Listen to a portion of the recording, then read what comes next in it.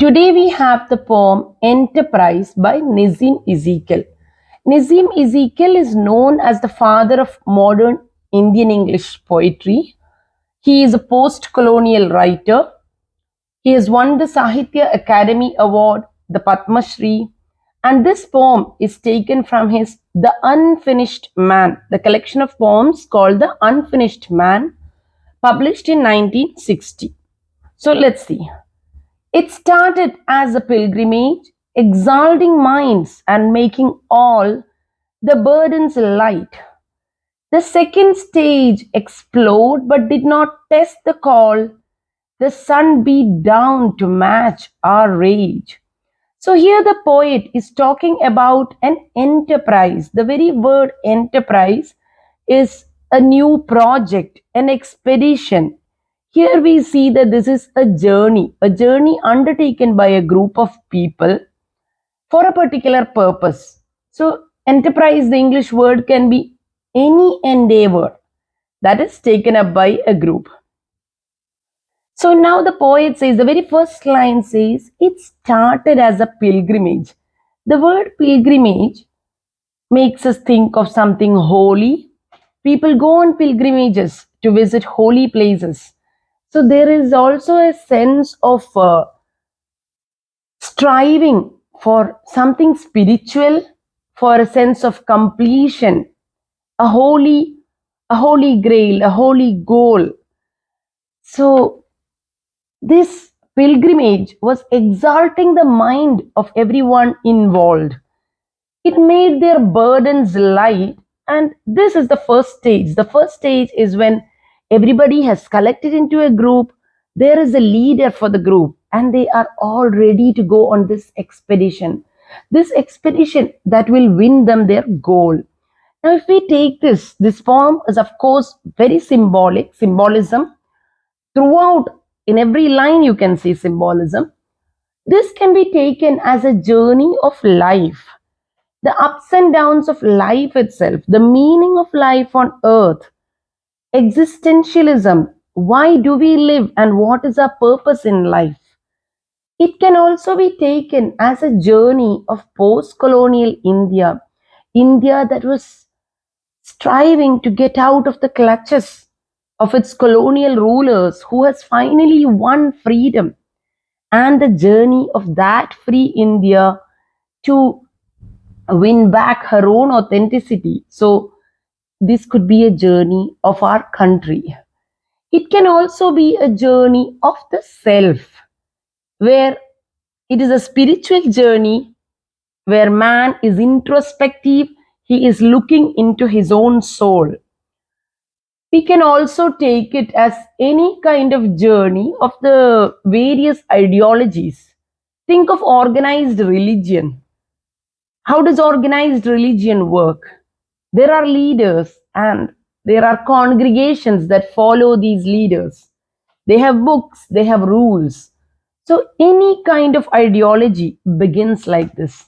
It begins with a spiritual, beginning. It has a spiritual goal. But let us see how the journey proceeds. Already the poet says, the second stage, the sun beat down on us. The sun exploded but did not test the call. The sun beat down to match our rage. Just as we were full of idealism, full of strength, full of vigor, full of energy to question. At the same time, the sun too beat down on us as if to match our rage. Here, the sun could be taken as oppressive heat, both physically, if you were imagine walking on a pilgrimage towards a holy site and it is very hot, the very climate makes you weary.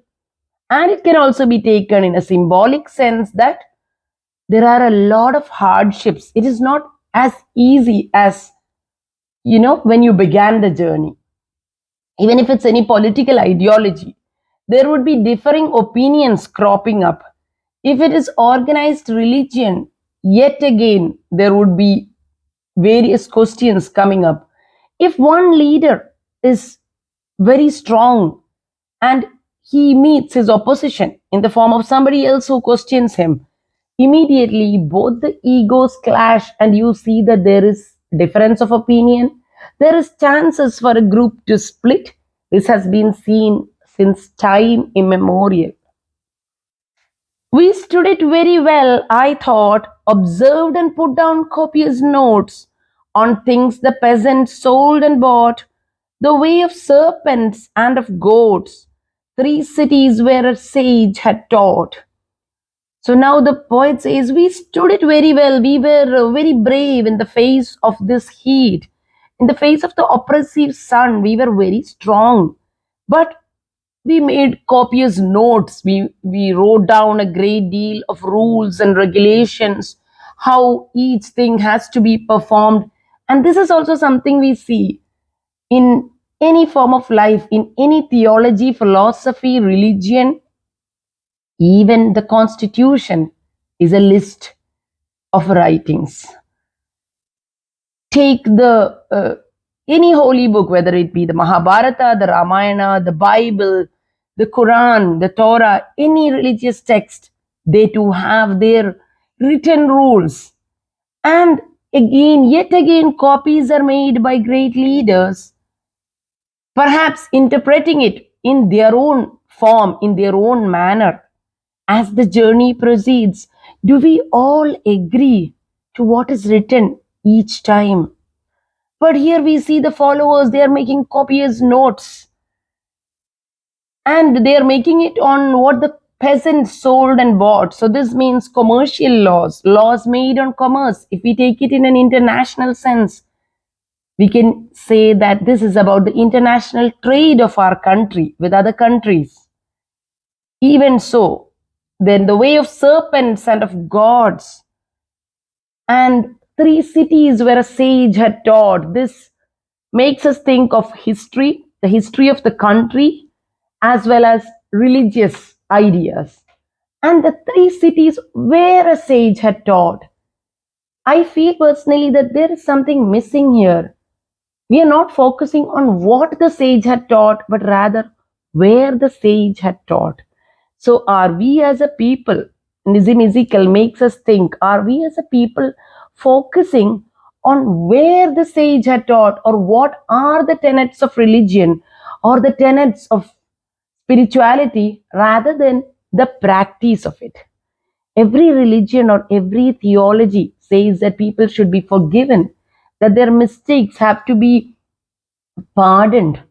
But at the same time, there are people who stand up and say, according to this theology or according to this religion or philosophy, I need to punish somebody else. I need to punish my brother.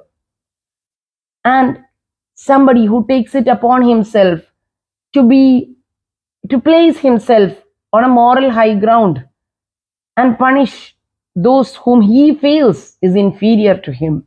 So all these raging questions come into our mind. Nizim Ezekiel actually had very innovative techniques in his poetry. Until then, we can say that Indian English poetry was mostly based on Orientalist themes, as well as, of course, faith, religion, and familial matters. But here, Ezekiel takes it into a psychological level.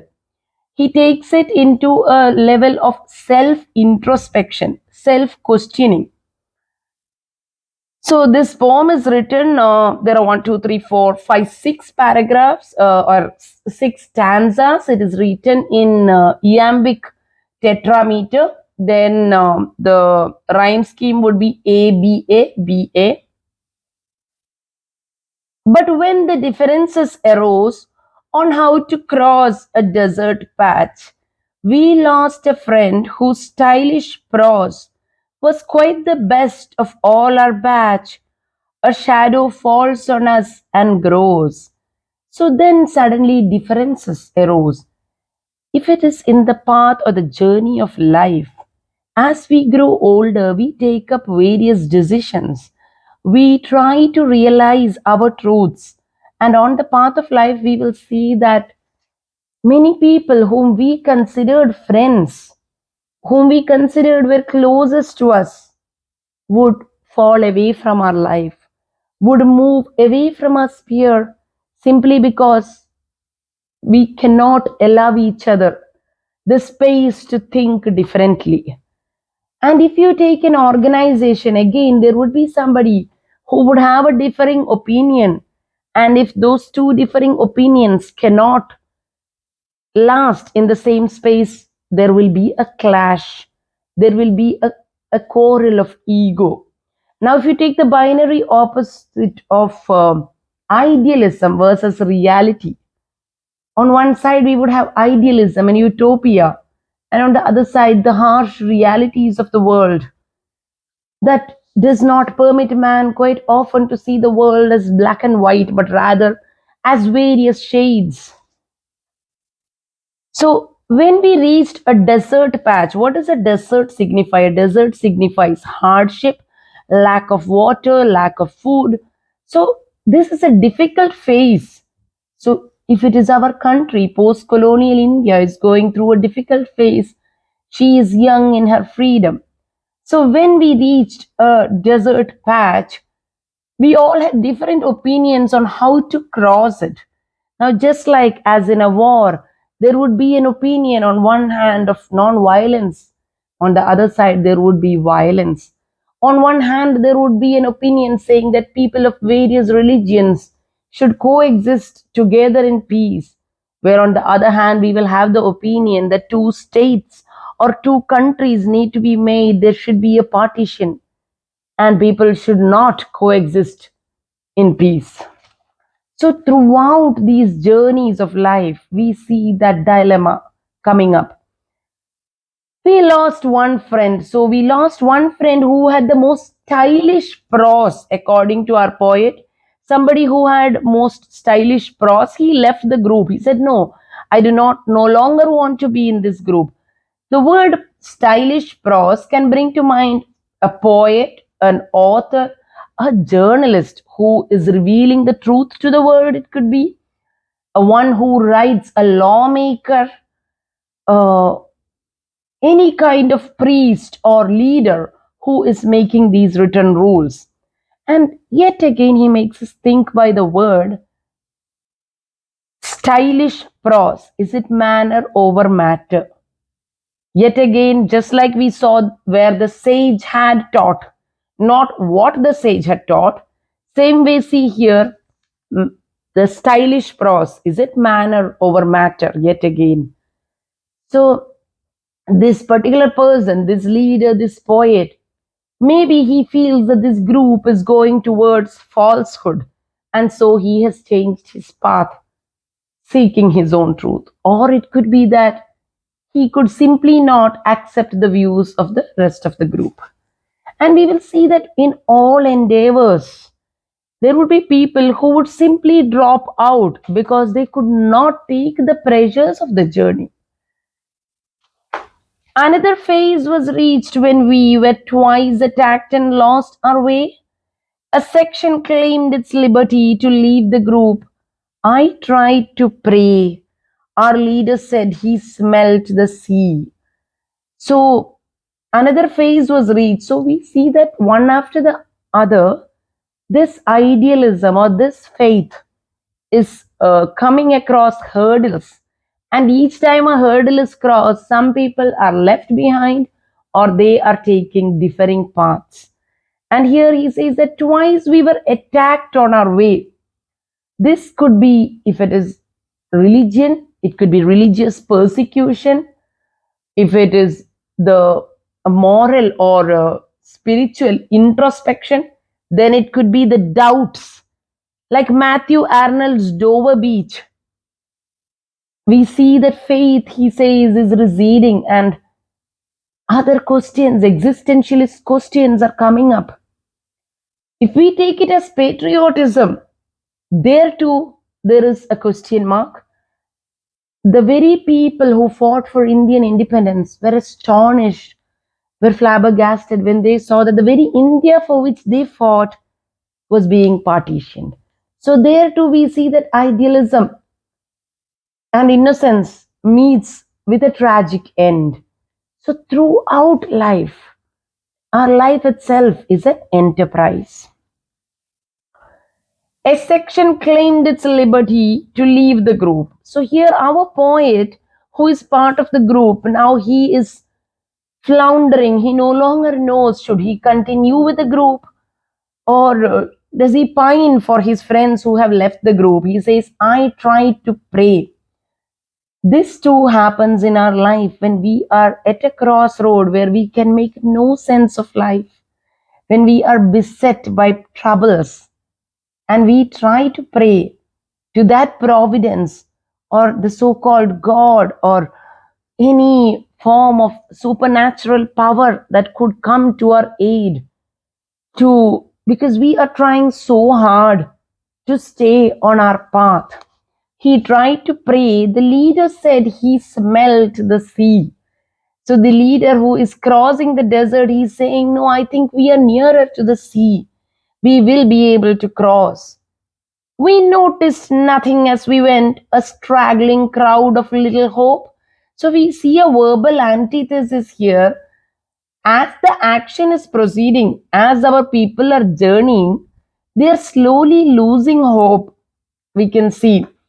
Initially, it was a group with exalting minds, with a glowing visage and an exalted mind, and now they're just a straggling bunch of crowd with little hope.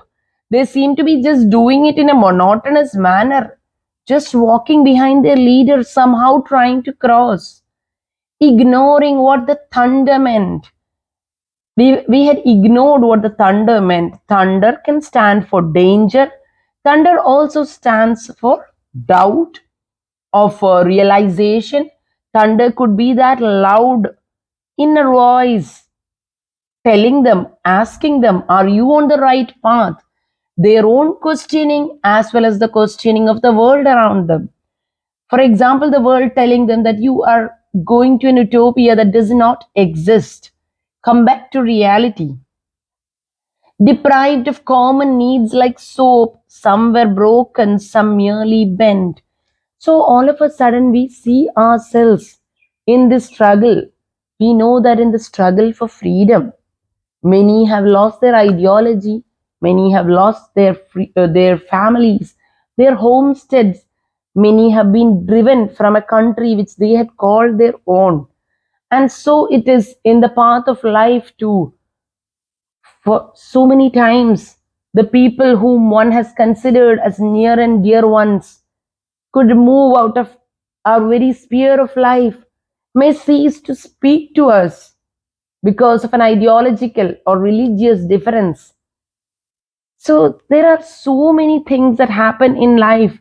We have heard of people who are cut out of their religion or thrown out of an organized community merely for questioning its tenets or for doing some action which, in the eyes of the organization, seems to be a crime.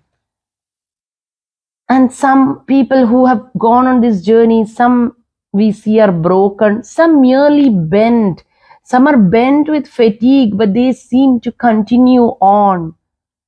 When finally we reached the place, we hardly knew why we were there.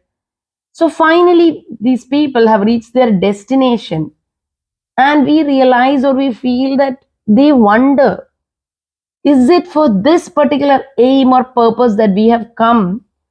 We, the poet includes himself and says, we hardly knew why we were here. We ourselves could not understand why did we start this pilgrimage? Why did we come on this enterprise? The trip had darkened every face. Nobody looked like the way they set out. So every ideology in the beginning is beautiful, but as it proceeds, the questions of reality come. Wordsworth, when he went as a young man to France and witnessed the beginning of the French Revolution, had said that it is heaven on earth to be so young to witness this ideology, this revolution, the masses coming out. But soon, when he saw the horrible, brutal killing, said was miserable to see that, this ideology was now turning into brutal, meaningless killing. And that is how it is meeting its end. So, quite often all theologies will have to go through these kind of paths. Our deeds were neither great nor rare. Home is where we have to gather grace. So at last the poet comes to this poetic culmination or this philosophical ending. He says, our deeds, when we look back on life, our deeds were neither great nor rare. We too have come through the path where so many before us have done the same. So many ideologies have come and gone. Wars have come and gone. Theologies, utopias, dystopias have been created, and mankind moves on. And what is that thing that remains? And this is where I think we see that positive note. Home is where we have to gather grace. Home here, I do not think signifies a particular place, but it simply means that our very origin. Man, in his beginning, in his self, has to gather grace. And that grace, I think, can be gained only by being humane, by being kind, by being accepting, by loving one another. And all the religions and all the theologies, their basic philosophy is to love, to forgive, to be kind, to accept. Each ism is made so that somebody does not feel left out. And so it is that the world should be visualized, should be seen as a single whole, and man has to be in harmony with the world around him. So here we see the bipolar or the opposites of realism versus idealism. Some of the devices used are definitely metaphor, extended metaphor, simile, symbolism. Every word here is symbolic. Symbolism is simply the sort of figurative language used to mean something else, not just the literal meaning. Then allegory. Allegory is a very important device here. Allegory is any poem or story which gives us a totally different story in our mind from these lines. Nazim Ezekiel was born in Bombay. He was a Jewish speaking, Jewish person speaking Marathi. It was from that Jewish settlement called Bnei Israel. He was a professor of American literature as well as a reader in English literature. He has uh, attained the fame of being the most foundational father, we can say, of modern Indian English poetry as well as post colonial Indian literature. Thank you.